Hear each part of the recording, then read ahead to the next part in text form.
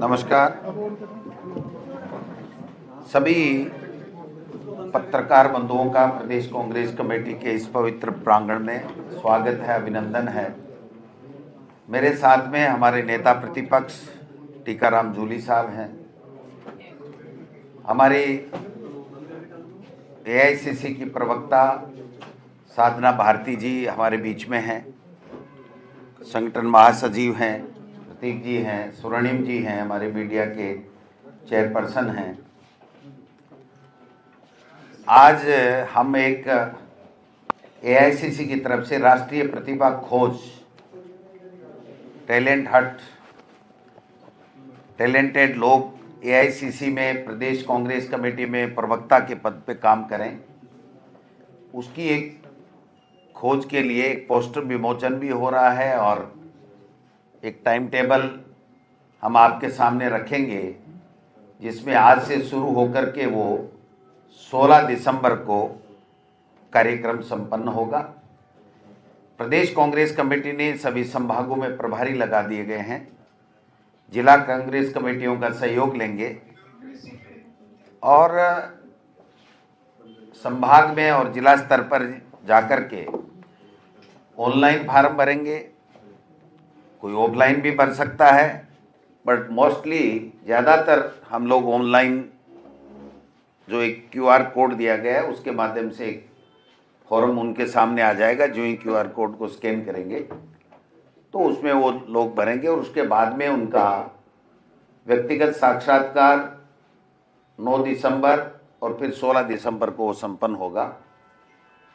इसके पीछे मंशा एक ही है एआईसीसी की तरफ से कि जो हमारी कांग्रेस पार्टी की आइडियोलॉजी में विश्वास करता है, कांग्रेस पार्टी में सक्रिय रूप से अपना योगदान देना चाहता है, काम करना चाहता है, जिसमें अच्छा टैलेंट है लेकिन वो दिल्ली तक पहुंच नहीं पाता है या प्रदेश कांग्रेस कमेटी तक पहुंच नहीं पाता है, उनको एक अवसर प्रदान किया गया है और अच्छे लोगों का चयन इसके माध्यम से अखिल भारतीय कांग्रेस कमेटी करना चाहती है। जो एआईसीसी में भी इनको दायित्व दिया जाएगा और प्रदेश कांग्रेस कमेटी के लिए भी यह चयन होगा। जो पहले से प्रवक्ता काम कर रहे हैं वो भी इसमें पार्टिसिपेट करेंगे और नए लोग भी करेंगे। तो नई एक खोज है कांग्रेस पार्टी के लिए काम करने के लिए प्रवक्ता के तौर के ऊपर। तो ये कार्यक्रम हम सब आपके बीच में लेकर के आज आए हैं। विस्तार से जो भी आपका इससे संबंधित कोई बात होगा तो साधना जी का जब नंबर आएगा तो वो बताएंगे। तो आज मैं समझता हूँ कि यही एक प्रमुख मुद्दा है जिसके लिए आपको तकलीफ दी गई है। बाकी कोई मूल रूप से तो आज की प्रेस कॉन्फ्रेंस का यही आशय है। फिर भी कोई आपका कोई अति महत्वपूर्ण सवाल होगा तो हम आखिरी में ले लेंगे, कोई चिंता वाली बात नहीं। आप आए हो तो आपका काम भी होना चाहिए और हमारा काम भी होना चाहिए। तो मैं जूली साहब से रिक्वेस्ट करूंगा कि वो इसके बारे में अपनी बात रखें और फिर विस्तार से ये क्या है, किस प्रकार प्रक्रिया रहेगी, कब कब रहेगी, ये साधना भारती जी आपको बताएंगे। माननीय जूली साहब। सम्माननीय अध्यक्ष जी, सम्माननीय हमारे संगठन महासचिव तुनवाल जी, साधना जी, स्वर्णिम जी, पंकज शर्मा जी, सभी पत्रकार साथियों, जैसा कि माननीय अध्यक्ष जी ने बताया कि कांग्रेस पार्टी एक टैलेंट हंट प्रोग्राम जारी कर रही है, प्रतिभा खोज प्रोग्राम, जिसके तहत जो कांग्रेस पार्टी के लिए एक प्रवक्ता के रूप में, एक रिसर्च प्रवक्ता के रूप में, एक प्रचार कोऑर्डिनेटर के रूप में जो काम करना चाहते हैं वो ऑनलाइन अप्लाई करके, और इस पद के लिए आज से ही ये ओपन हो गया है, इसके लिए अप्लाई कर सकते हैं। और उसके बाद पूरी प्रक्रिया है, उनका इंटरव्यू भी होगा, उनका चयन होगा। और जो कांग्रेस विचारधारा को आगे बढ़ाना चाहते हैं, आगे लेके जाना चाहते हैं और आज के समय में अपनी बात खुल के रखना चाहते हैं, उन लोगों के लिए ये प्रोग्राम है। मैं मीडिया के माध्यम से उन सभी साथियों से कहना चाहूँगा जो पार्टी के लिए काम करना चाहते हैं, समय देना चाहते हैं, वो इससे ज़रूर जुड़े और अप्लाई ज़रूर करें। धन्यवाद। Thank you. अब मैं साधना भारती जी से रिक्वेस्ट करूंगा कि वो इसके बारे में विस्तार से आपको बताएंगे कि क्या किस तरीके से होगा और कब कब होगा।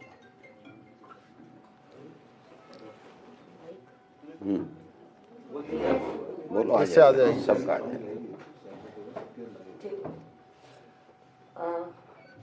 आदरणीय प्रदेश अध्यक्ष महोदय, परमादरणीय जुलेश जी, परमादरणीय स्वर्णिम चतुर्वेदी जी, आदरणीय पंकज जी, प्रतीक जी, आदरणीय मेघवाल जी और यहाँ उपस्थित सभी आदरणीय पत्रकार बंधु, मैं कांग्रेस की राष्ट्रीय प्रवक्ता के तौर पर और हमारा राष्ट्रीय प्रतिभा खोज जो अभियान नेशनल टैलेंट हंट जिसे हम आज प्रारंभ करने जा रहे हैं उसकी को कोऑर्डिनेटर बनकर राजस्थान पहुंची हूँ।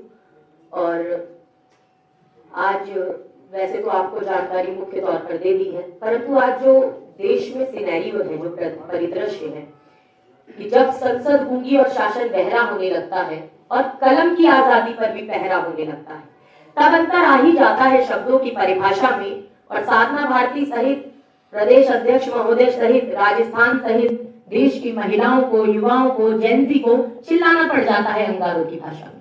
और आज वो परिस्थिति है, चाहे वो महंगाई की बात हो, बेरोजगारी की बात हो, युवाओं की बात हो, पेपर लीक की बात हो या फिर वोट चोरी की बात हो, इस पर आज मुखर होकर सब लोग बोल रहे हैं। परंतु मुझे लगता है कहीं ना कहीं उस आवाज को दबाने का प्रयास किया जाता है।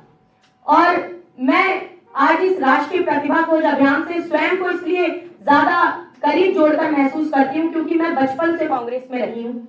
मैंने 2.5 साल की उम्र से बोलना प्रारंभ किया और 2003 में मैं जब सोनिया जी से पहली बार मिली तब मैं 9 वर्ष की थी और तब मैं स्टार प्रचारक के रूप में, नन्ही स्टार प्रचारक मुझे बनाया गया। एक प्रतिभा को पहचानने का काम उस टाइम कांग्रेस पार्टी ने किया था। एक बच्ची में प्रतिभा ढूंढी और 2003 से 2004 के लोकसभा चुनावों से सोनिया जी की स्टार प्रचारक, राहुल जी की स्टार प्रचारक के तौर पर, उसके बाद राजस्थान, मध्य प्रदेश, देश भर के कोने कोने में मैंने प्रचार किया और सबसे कम उम्र की किसी भी राजनीतिक दल की मैं राष्ट्रीय प्रवक्ता बनी। और मैंने देखा कि कांग्रेस पार्टी ने हमेशा प्रतिभाओं का सम्मान करने का काम किया है और इसी की तर्ज पर हम आज राष्ट्रीय प्रतिभा खोज अभियान, इसका हम लोकार्पण करने जा रहे हैं। 24 नवंबर यानी आज से इसकी शुरुआत होगी। इसके बाद 3 दिसंबर हमने आवेदन की अंतिम तिथि रखी है। यह आवेदन ऑनलाइन फॉर्म के माध्यम से भी किया जा सकता है, ऑफलाइन भी किया जा सकता है और इसका प्रचार प्रसार हम लोग पूरे प्रदेश स्तर पे अच्छे से करने का वो करेंगे कि हम जन जन तक, युवाओं तक पहुंचे। प्रदेश में जो पहले से ब्लॉक स्तर पर काम कर रहे हैं, जो अपना जमीनी स्तर से काम करते हुए आ रहे हैं, वो भी इसमें एलिजिबल है अप्लाई करने के लिए। और जो नया युवा जुड़ना चाहता है, जिसे कि आज संविधान की रक्षा का दायित्व समझ में आता है, वो युवा बढ़ चढ़कर इसमें हिस्सा ले। ये मैं आप लोगों के माध्यम से संपूर्ण राजस्थान के युवाओं से एक अपील और आह्वान भी करती हूँ। 5 दिसंबर को हम लोग क्षेत्रीय स्तर पर एक साक्षात्कार का कार्यक्रम रखेंगे, आमंत्रण देंगे उसके लिए। और 9 दिसंबर को व्यक्तिगत साक्षात्कार, इंटरव्यू, लेकिन क्षेत्रीय स्तर पर होगा। और 16 दिसंबर को हम इसे परिपूर्ण करेंगे प्रक्रिया को।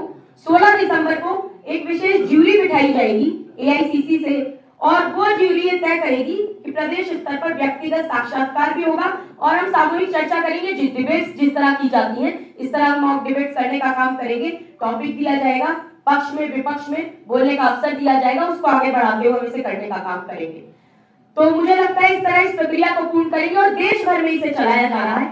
और इस प्रक्रिया के तहत हम चाहते हैं कि नई प्रतिभाएं जुड़े, क्योंकि देखिए हिंदुस्तान में प्रतिभाओं की कमी नहीं है, प्रतिभाएं बहुत है, परंतु प्रतिभाओं को उभारने की कमी हो जाती है। तो प्रतिभाओं को उभारने का एक काम कांग्रेस पार्टी ने किया है। जैसे राहुल गांधी जी हमेशा जमीनी स्तर पर काम करते रहे हैं, चाहे वो भारत जोड़ो यात्रा हो, चाहे बिहार में वोटर अधिकार यात्रा रही हो, जगह जगह उन्होंने गांव-गांव घूमने का काम किया, पैदल पैदल जाने का काम किया। और आजादी से आज तक आदरणीय राहुल गांधी जी एकमात्र ऐसे नेता हैं जिन्होंने हजारों किलोमीटर की यात्रा जनसंपर्क करते हुए करने का काम किया है। आज देश में राजनीतिक परिस्थितियां कुछ भी हो, लेकिन ये सत्यता है कि जब जब आदरणीय राहुल गांधी जी ने आवाज उठाई है, जब तक कांग्रेस के अध्यक्ष आदरणीय मल्लिकार्जुन खड़गे जी ने कोई आवाज उठाई है, एकजुट होकर कांग्रेस पार्टी ने जब आवाज उठाई तो मोदी सरकार को झुकना पड़ा है, चाहे वो जातिगत जनगणना का मुद्दा क्यों ना रहा हो। क्योंकि आप सब भी जानते हैं कि जिस तरीके से लोकसभा चुनाव के पूर्व ये भाजपा जा जाकर कहती थी कि हम जब आएंगे तो जातिगत जनगणना कराएंगे, जब भावनाएं भड़काकर वोट ले लिया, सत्ता में आ गए, उसके बाद बदल गए, कोर्ट में एफिडेविट देकर कह दिया कि भैया जटिल प्रक्रिया है, हम जातिगत जनगणना नहीं करा सकते। लेकिन राहुल गांधी जी ने मुखर होकर सामाजिक न्याय की बात उठाई और बाद में मोदी सरकार को झुकना पड़ा।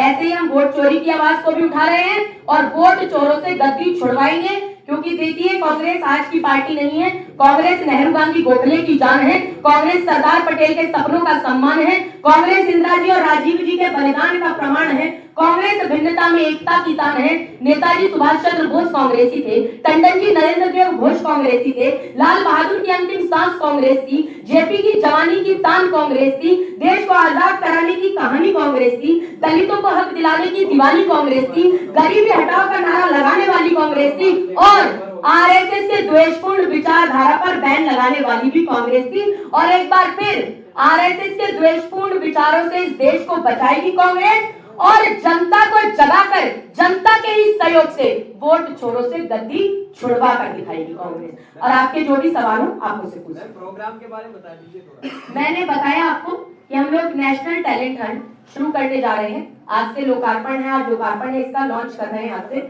और हम ऑनलाइन फॉर्म, इसमें क्यूआर कोड है, भी हम आपको खड़े होकर सब लोग दिखा भी देंगे एक बार पोस्टर को, उसमें क्यूआर कोड है, इसको स्कैन करके जो भी युवा जुड़ना चाहता है, नेशनल टीम में जुड़ना चाहता है, पीआर कोऑर्डिनेटर्स भी इसमें बनाएंगे, हम प्रवक्ताओं का चयन भी इसमें करेंगे। जो भी युवा चाहता है, जेनजी चाहता है, आगे बढ़कर अपनी आवाज मजबूती से संविधान की रक्षा के लिए कांग्रेस के हित में रखना चाहता है, वो आगे आकर इस फॉर्म को भरे और हमारे साथ जुड़े। आवेदन की अंतिम तिथि हमने 3 दिसंबर रखी है, 3 दिसंबर तक आवेदन कर सकते हैं। और उसके बाद 5 दिसंबर, मैं पुनः दोहरा रही हूँ, 5 दिसंबर को क्षेत्रीय स्तर का इंटरव्यू के लिए आमंत्रण हमने रखा है और 9 दिसंबर को हम क्षेत्रीय स्तर पर व्यक्तिगत साक्षात्कार करने का काम करेंगे, 1-to-1 जिसे इंटरव्यू कहते हैं। और प्रदेश स्तर पर जो व्यक्तिगत साक्षात्कार प्लस जो सामूहिक चर्चा, जिसमें निकल कर आएगा कि अगर डिबेट में हम उन व्यक्तियों को, उन युवाओं को, जेनजी को जब बिठाएंगे तो किस तरीके से वो बहस कर सकते हैं, उन प्रतिभा की खोज के लिए हमने 16 दिसंबर अंतिम तिथि तय की है। इस दिन हम साक्षात्कार करके उसके बाद ज्यूरी जो एआईसीसी की होगी वो तय करेगी। इसके लिए हमने एक ऑर्गेनाइजिंग कमेटी बना दी है, जिसके कन्वेनर आदरणीय स्वर्णिम चतुर्वेदी जी हैं और हमारी पूरी ऑर्गेनाइजिंग कमेटी है, जिसमें आदरणीय प्रतीक जी, पंकज जी वगैरह सब लोग हैं और ये लोग इस चीज को आगे बढ़ा रहे हैं। साथ हमारे राजस्थान के संभागों के हमने एक रीजनल कोऑर्डिनेटर्स बना दिए। इसकी लिस्ट आदरणीय स्वर्णिम जी आपसे साझा कर देंगे किनको बनाया गया है। वो लोग फिर जिलाध्यक्ष महोदय से बातचीत करके डिसाइड करेंगे कहाँ फॉर्म आए हैं, कितने फॉर्म जमा हुए, किस तरीके से हम उसको कर सकते हैं, इसे हम तय करेंगे। ये हमारी पूरी प्रक्रिया है, इसे हम पारदर्शी रखना चाहते हैं, इसीलिए हमने ज्यादातर ऑनलाइन का उसमें वो किया है, क्योंकि सोशल मीडिया का दौर है, ज्यादा से ज्यादा जेनजी जो हमारा युवा है वो जुड़े, इसके लिए हमने ऑनलाइन प्रक्रिया को भी इसमें महत्वता दी है। कोई सवाल? आज राजस्थान में ही लॉन्चिंग है या और भी जगहों पर है? आज देखिए सभी राज्यों में अलग अलग तिथियां हैं लॉन्च की, क्योंकि सभी जगह के कोऑर्डिनेटर्स अलग हैं, सब लोग अपने तरीके से, जहां ऑर्गेनाइजिंग कमेटी बन रही है पहले, वो लोग अपना कर रहे हैं और ये उसी प्रक्रिया का हिस्सा है। आज राजस्थान में हमने किया। मैं आमंत्रित करता हूँ आदरणीय हमारे प्रदेश अध्यक्ष महोदय और हमारे सीएलपी लीडर श्री टीकाराम जूली जी, हम ये पोस्टर लॉन्च कर रहे हैं आज, जिसमें क्यूआर कोड है, हमारे लॉन्च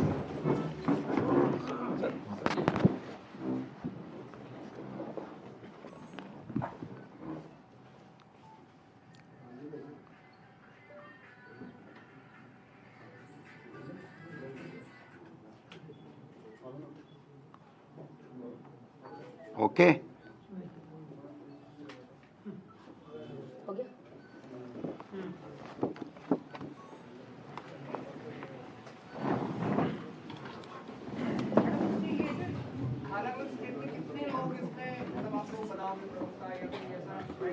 ये कोई क्राइटेरिया हमने नहीं रखा है, चयन की प्रक्रिया के बाद मालूम चलेगा। भी तो रखे होंगे ना भाई कि भाई हिंदुस्तान से इतना लेना है, नहीं, एक लेना है। ये ज्यूरी, अभी ज्यूरी नहीं बनी है हमारी, ज्यूरी डिसाइड करेगी। ज्यूरी को अभी जो पार्टी की तरफ से, एआईसीसी की तरफ से जो प्रोग्राम दिया गया है वो डिबेट्स तक का तय है। अभी एआईसीसी की ज्यूरी डिसाइड नहीं हुई है, जो यहाँ की आगे की चयन प्रक्रिया को जो इंटरव्यूज करेंगे उसके लिए ज्यूरी अलग डिसाइड होगी। उसके बाद हम आपको ये वाली जो आपके सवाल है इनका हम ज्यादा क्लैरिटी के साथ जवाब दे पाएंगे। और कोई सवाल? तो राजस्थान में तो जिला अध्यक्ष को चयनित को लेकर के ही आपस में मनमुटाव चल रहा है और राष्ट्रीय स्तर के प्रवक्ताओं की आप लोग ढूंढकर जा रहे हैं। कहाँ चल रहा है? कि आप लोग अपना रहे हैं। ये तो अपनी अदा के लिए जाना जाता है। ये तो अमित शाह को भी नहीं बख्शते, तो एवरीथिंग इज ओके। डॉक्टर जी, 1 दिसंबर से बीजेपी की जो मंत्री जनसुनवाई है वो करेंगे। पहले भी जनसुनवाई चली गई थी लेकिन कोई मंत्री वगैरह नहीं पहुंचे थे। 1 दिसंबर से दोबारा से शुरू करने का जो काम है वो सरकार की तरफ से किया जा रहा है। क्या आप कहेंगे इस पूरी जनसुनवाई को लेकर? नहीं, शुरू तो की थी, मंत्रियों ने मना कर दिया था कि हम नहीं करेंगे, क्योंकि हमारे कहने से काम तो हो नहीं रहे, तो हम क्या जन सुनवाई करें। और ये जन सुनवाई नहीं है, बीजेपी के कार्यकर्ताओं में जो आक्रोश है उसको ठंडे छींटे उसके ऊपर देने की एक असफल कोशिश ये लोग बात कर रहे हैं। जब मंत्रियों की उनका ऐसे नहीं सुनता, मंत्रियों की उनके विभाग का सेक्रेटरी नहीं सुनता, जब विधायक की एसडीएम नहीं सुनता, मंत्री की प्रभारी मंत्री की जिला कलेक्टर नहीं सुनता, एसपी नहीं सुनता, तो फिर किसकी सुनवाई करके कौन किसको क्या लाभान्वित कर देगा, क्या समस्या का समाधान कर देगा, ये समझ से परे है। जिस तरीके से नरेश मीणा ने पीएम मोदी पर जो विवादित टिप्पणी की है, क्या राजनीति में इस असभ्य भाषा निंदनीय है। और नरेश मीणा पर और आप क्या कहना चाहते हैं? इस तरीके के असभ्य भाषा का उनका बड़ा ही ट्रैक रिकॉर्ड रहा। मेरे और भी बहुत काम है। देखिए, आपके किसी बयान को लेकर के जो मंत्री हैं सरकार के, वो लगातार प्रेस कॉन्फ्रेंस करके कह रहे हैं कि आपने धर्मांतरण को लेके ये कह दिया, ये कह दिया। आपका कोई बयान सामने तो आया नहीं है, इसमें सच्चाई क्या है? वो क्या है, अंतक से हारने के बाद में बौखलाहट है, और चीर परिचित उनका जो काम है, हिंदू मुस्लिम करो, धर्म के आधार पे बांटने की बात करो, तुष्टीकरण की बातें करो और कर करा के अपनी खाल बचा लो। तो जब मुख्यमंत्री ये कह रहे थे, इनके मंत्री ये कह रहे थे कि ये 2 साल के काम की परीक्षा होगी और इसमें हम सफल होते हैं तो हम 2 साल में अच्छा काम किया है, तो हमने उस चैलेंज को स्वीकार किया था। अब वो 2 साल का उनका फेलियर जनता ने साबित कर दिया कि ये फेल है, कुछ कर नहीं पाए। तो अब दूसरे इस तरीके के मनगढ़ंत मुद्दे ला करके और कोसने का काम कर रहे हैं। गोविंद डोटासरा तो उनका प्रिय सब्जेक्ट है, आरएसएस और बीजेपी का प्रिय सब्जेक्ट राजस्थान में गोविंद डोटासरा ही है, इसलिए मैं तो तैयार हुई उनके लिए। क्या कहीं आपने कोई बयान दिया था क्या ऐसा? तो उनको पूछो ना, उनको पूछो कि कहाँ है वो बयान और क्या दिया था और क्या आप इसके ऊपर कहना चाहते हो। बीजेपी बीट देखने वालों से मेरा आग्रह आपके माध्यम से कि उनसे वो बयान लिया जाए और अन्यथा उनकी बकवास को नहीं चलाया जाए। राजस्थान में क्या कहेंगे? हैं? राजस्थान में सीएस को बदल दिया गया है, क्या कहेंगे आप? हाँ, तो बदलने की तो हम तो पहले से ही कह रहे हैं, बड़ी पर्चियां भी बदलेंगी। अब शुरुआत हो गई है तो आशा करो कि बड़ी पर्चियां भी बदलेंगी। वो कह रहे हैं, एक ने कहा कि मैंने उसका पत्ता काट दिया, दूसरे ने कहा मैंने उसका पत्ता काट दिया, और ये सब मिल मिला के कहीं बड़ी पर्ची का पत्ता नहीं काटते, ये चिंता लगी हुई है राजस्थान को। ये जिनको आप लोग चयनित करेंगे मैडम, तो क्या सिर्फ खाली प्रवक्ता बना के उसको रखा जाएगा या कांग्रेस पार्टी उससे चुनाव भी लड़वाएंगे भविष्य में? चुनाव के लिए तो हर भारत का स्वस्थ चित्त का व्यक्ति जिसकी उम्र 21 साल होगी, जिसमें आप भी आते हो, लड़ ही सकता है ना, कोई मना नहीं कर सकता है। क्या आपको मौका दिया क्या? जब बाल अवस्था थी, सबको ही देते हैं। उम्र होने पे तो मौका दिया जाएगा, 10 साल में किसी को चुनाव लड़ा देते हैं क्या? लेकिन सबसे कम उम्र की राष्ट्रीय प्रवक्ता तो बनाया है। और कांग्रेस ने हमेशा महिलाओं को भी सम्मान दिया, देश को प्रथम महिला राष्ट्रपति, प्रथम महिला प्रधानमंत्री, प्रथम महिला दलित लोकसभा स्पीकर, उत्तर प्रदेश की प्रथम महिला मुख्यमंत्री किसने दिया? मैं भी तो महिला ही हूँ भाई। और बचपन से मौका कांग्रेस ने दिया। कितना बड़ा दे रखा है। अब देखो आपकी बोलती, आपके सामने सवाल जवाब हो रहे हैं, इससे बड़ा क्या मौका मिलेगा बताओ। प्रत्यक्ष को प्रमाण की आवश्यकता नहीं होती। हाँ हाँ, लेकिन वो फेल हो गए इसमें भी। क्या है, नकल में भी अकल की जरूरत पड़ती है, और वो स्टाइल नहीं आ सकती। उनमें झूठ बोलने की स्टाइल है, वो हम में नहीं आ सकते, और हमारे गमछे की स्टाइल उसमें नहीं आ सकती है। अब बीजेपी की बोलती बंद हो गई। मेरे वो कहते थे ना मुख्यमंत्री जी विधानसभा में कि गमछा हिलाने से क्या होता है। अब पूछूंगा, बताओ।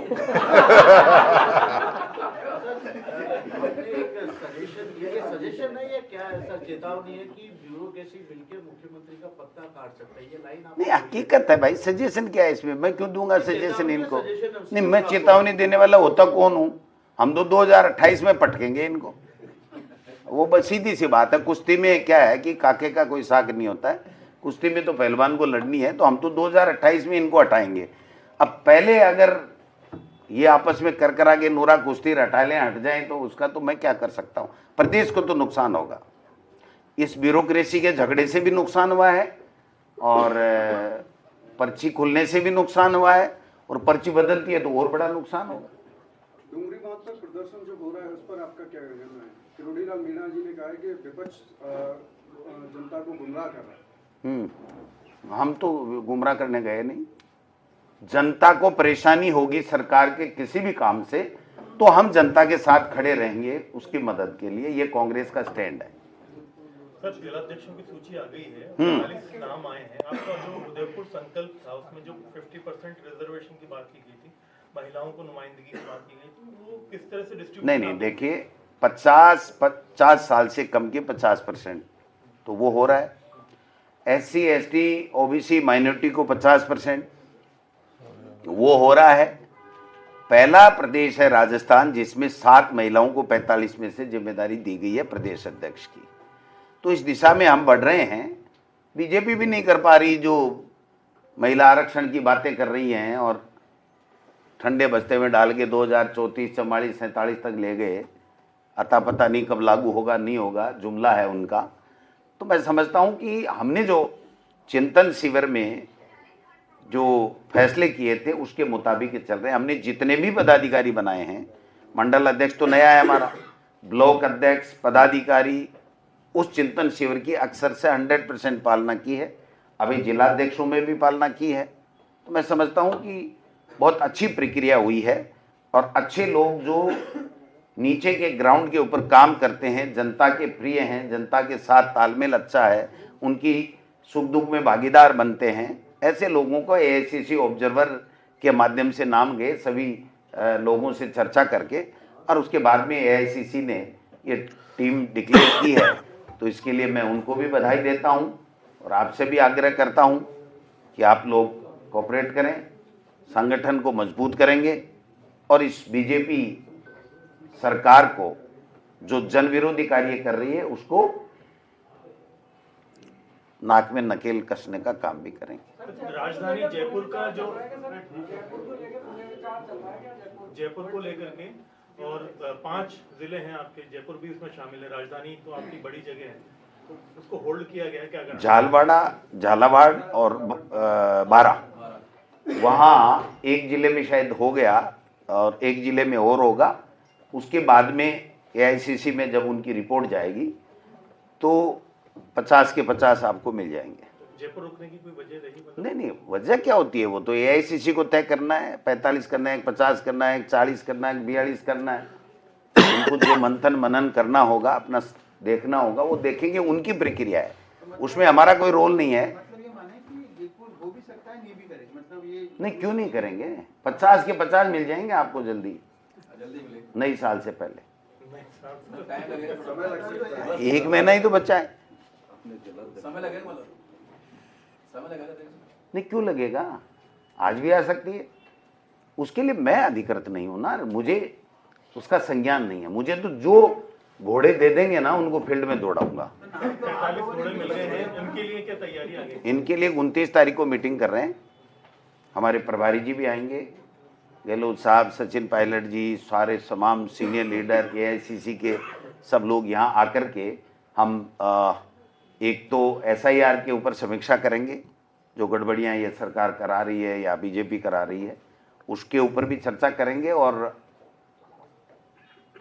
इनको भी आगे का टास्क देने का काम करेंगे। और एक रैली 14 दिसंबर को महारैली हो रही है, वोट चोर गद्दी छोड़, तो उसके लिए भी हम तैयारी बैठक उसमें दिन करें। जी, अगर SIR गलत है तो आपका विकल्प क्या है? अगर SIR होती है, फर्जी वोटर्स की पहचान होती है, तो ये तो अच्छा है। क्या फर्जी नहीं, उसमें है एब्सेंट वोटर। बेईमानी करके एब्सेंट दिखा दो कि ये तो घर पे मिला ही नहीं। डेथ, एएसडी बोलते हैं उसको, ये आप पता लगाना, एएसडी। तो एब्सेंट, शिफ्टेड और डेथ। तो एब्सेंट में पूरा का पूरा बेईमानी, शिफ्टेड में 50% बेईमानी और डेथ में भी 10% बेईमानी। ऐसे कर करके एक एक विधानसभा से 20-20, 25-25 हजार वोट काटना चाहते हैं। जब सामने आएगा तो हम बता देंगे कि ये एएसडी कहां कहां लागू हुई, किन मोहल्लों में हुई, जहां कांग्रेस का वोट बैंक एमएलए और एमपी में क्या था, वहां पर कितनी एएसडी हुई, बीजेपी का जहां ज्यादा वोट बैंक था वहां एएसडी कितनी हुई, आपको सब कुछ पता लग जाएगा। ये सुना आपने कभी किसी ने एएसडी? नहीं सुना? चुनाव आयोग में फोन करना, सुना हुआ है ना कि ये एएसडी क्या है भैया, एब्सेंट किसको मानोगे? वो ये कहते हैं जो घर पे नहीं मिला वो एब्सेंट है। तो धंधा करने नहीं जाएगा कोई आदमी, काम करने नहीं जाएगा, उसको एब्सेंट मर्जी आई जिसको मान लेंगे। शिफ्टेड यानी परमानेंटली शिफ्ट हो गया। तेरे को क्या पता चले कौन सा सीसीटीवी कैमरा लगा रखा है कि रोजाना देखते हो कि ये शिफ्टेड हो गया कि नहीं हो गया? उसमें भी अपनी मनमर्जी करेंगे। और मैंने तो सुना डेथ में भी बेईमानी कर रहे हैं, कभी होती नहीं है लेकिन डेथ में भी कर रहे हैं कि डेथ बता दो, फिर अगला फार्म लेके आएगा, हमारी मर्जी आएगी तो जोड़ेंगे, नहीं मर्जी आएगी तो नहीं जोड़ेंगे। तो ये बड़ी बेईमानी चल रही है। इस बेईमानी को डट के मुकाबला करेंगे, चिंता करने की बात नहीं। 52,000 बीएलए आपने लगाए हैं, लगातार गहन निगरानी कर रहे हैं। नहीं, कहाँ कर रहे हैं? तो उनको तो पूछ ही नहीं रहे बेचारों को। यही तो झगड़ा है। ये समीक्षा बैठक में बात करेंगे। एक भी बीएलओ ने हमारे बीएलए को कभी भी संपर्क नहीं किया। हमारा बीएलए जाता है तो वो कहते हैं आप चिंता मत करो, लास्ट में दिखा देंगे। लास्ट में क्या दिखा देंगे? ऑनलाइन भर रहे हैं वो तो। लास्ट में तो वो तो दिखा देंगे कि भैया इतने एब्सेंट है, इतने शिफ्टेड है, इतने डेथ है, ये एएसडी लागू कर दिए, 35,000 काट दिए, 40,000 काट दिए, 15,000 काट दिए। फिर उसके बाद में दावे आपत्ति करते रहो, उनकी मर्जी है जिसका दावा आपत्ति स्वीकार करेंगे, नहीं मर्जी है उसका नहीं करेंगे। तो 4 दिसंबर से पहले अगर मान लीजिए आप बेईमानी होने दे रहे हैं तो फिर नहीं होने देंगे। किसके बात गाल के पकड़ूं तो बताओ तो सही आप मुझे, क्या बताओ एब्सेंट किसको दिखा रहे हैं? नहीं, किसको एब्सेंट दिखा रहे हैं, किसको शिफ्टेड दिखा रहे हैं, वो तो उनका सिस्टम है ना। और एक और बेईमानी हो रही है कि जो बीएलओ है उसका लॉगिन आईडी भी कहीं दूसरी जगह से भी काम में लिया जा रहा है। ऐसी भी सूचना मिली है। मैं कंफर्म इसलिए नहीं हूं, अभी तक लोग बाग कुछ कह रहे हैं कि साहब मैंने तो इसको ऐड ही नहीं किया और ये ऐड कैसे हो गया मेरी विधानसभा।